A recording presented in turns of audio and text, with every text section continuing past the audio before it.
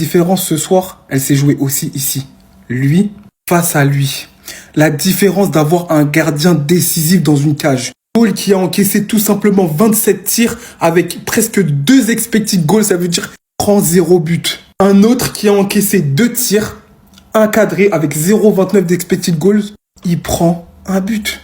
Les gars, et en plus le but, je suis désolé, il peut l'arrêter. Tu ne peux pas passer au travers comme ça dans une action aussi décisive. Donnarumma, tu n'es pas à ta première bévue en Ligue des Champions. On se souvient tous quand tu tombes, même si on peut dire tout ce qu'on voulait, il y avait peut-être faute face au Real Madrid, mais Donnarumma n'est pas décisif dans les grands moments, soit en Ligue des Champions, il peut l'être en Ligue 1 ces dernières semaines, il était impérial, rien à dire, mais on en revient toujours à la même chose, aux mêmes erreurs. Tu vois de l'autre côté un gardien aussi puissant, aussi bon qu'Alisson, qui a tout simplement été décisif, tout simplement. Il a fait gagner Liverpool. Ça accable encore plus la prestation de Donnarumma. Et là, je pense que le Paris Saint-Germain va devoir sincèrement, sérieusement songer à sonder d'autres gardiens. Faut le dire, il coûte trop cher. Lui là, je peux vous en sortir 1000 comme ça. Même à la fin du match, tout seul contre 1000. Voici comment Liverpool a gagné son match et probablement la double confrontation. La performance Neuer Prime que nous sort Alisson aujourd'hui en tenant les cages de son équipe inviolée durant 90 minutes. Liverpool qui est sur une action, sur un tir cadré, qui arrive à inverser toute la tendance, tout le dominage, toute la domination du PSG durant tout le match. Il était littéralement imparable sur les duels les plus rapprochés contre Dembélé. Quand son équipe se fait surdominer, l'enroulé à la fin de Doué qui vient de rentrer. Imparable. Il a littéralement tout fait. Digne de la performance de Thibaut Courtois contre la même équipe contre Liverpool en finale de Ligue des Champions il y a 2-3 années. 27 tirs, 10 tirs cadrés. Je ne sais pas si vous vous rendez compte. Je ne sais pas il y avait qui dans les cages. Mais là, c'est une dinguerie ce qui nous a sorti. Un joueur de classe mondiale, c'est ça. Son équipe n'a probablement pas existé durant tout le match. Mais dans tous les cas, lui, il en fait aussi partie. Et quand tu as un gardien comme ça, ça change toute la donne. Le Paris Saint-Germain va s'en mordre les doigts en manquant d'efficacité devant les cages. Que ça soit Dembélé, tout le reste de l'équipe. C'était une occasion à ne pas rater. Surtout, là, le retour à Anfield, ils vont probablement retrouver Gakpo. C'est tellement l'opération parfaite pour Liverpool.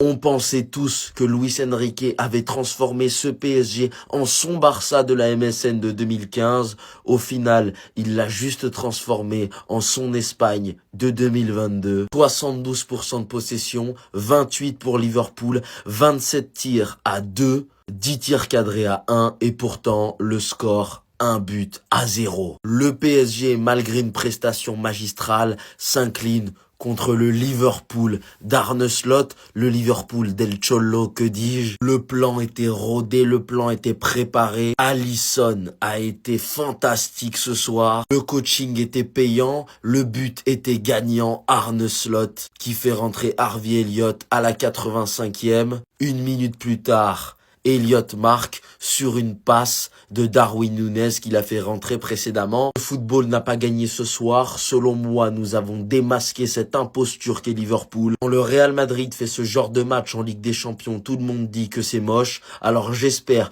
que tout le monde sera d'accord pour dire que Liverpool a joué comme l'Atlético de Simeone, tout simplement. Mais bon, la Ligue des Champions, c'est ça. Luis Enrique le sait, il faut concrétiser. Il n'en a pas été capable. Et pourtant, qu'est-ce que son équipe jouait bien, Kvaratskhelia Dembélé, le duo gagnant offensif. Ils n'ont pas gagné le match, mais ils ont gagné le cœur des amoureux de football. Et je ne parle même pas du double pivot Joao Neves, Vitinha, parce que j'étais en train de pleurer tellement c'était beau.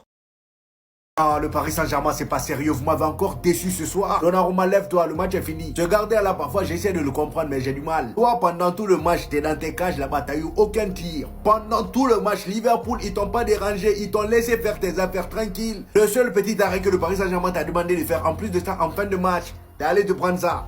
Donnarumma. En fait, je sais même pas comment les supporters du Paris Saint-Germain font pour continuer avec ce gars-là. Chaque année, c'est la même histoire. Il y a des matchs où il te sort des prestations de fou et d'autres matchs, vraiment, quand tu le vois même, tu dis non, le gars là, je sais pas à quel moment lui il est devenu professionnel, mais là, le seul tir que Liverpool a fait dans le match, ils ont marqué. Alors imaginez maintenant s'ils avaient commencé à tirer dès le début du match. Oh là là, j'imagine même pas le score. Et c'est dans ce match-là qu'on voit aussi la différence entre grand gardien et gardien moyen. Alisson Becker, ce gars-là, c'est un sorcier. Regardez-moi tous les arrêts qu'il a fait aujourd'hui. Peu importe la position dans laquelle le Paris Saint-Germain tirait, il arrêtait. Finalement, j'avais même envie de dire au Parisien. Arrêtez de tirer, ça sert à rien. Et comme on le dit toujours, dominer, c'est pas gagner. Le Paris Saint-Germain, ils ont tellement dominé. Vous-même, regardez les stats là-haut. Ils ont tellement dominé Liverpool. Liverpool, vraiment, ils étaient en train de complètement déjouer. Et la seule chose qui compte dans un match de football, c'est ça, le score final. Ils ont fait mouche au moment où il fallait. Le pire, c'est qu'ils ont utilisé le point faible du Paris Saint-Germain, le gardien. Moi, j'étais là-haut. Le Paris Saint-Germain, ça joue trop bien. Ils vont gagner face à Liverpool. Faut faire attention à eux. C'est pour nous prendre ça. Domination sans marquer.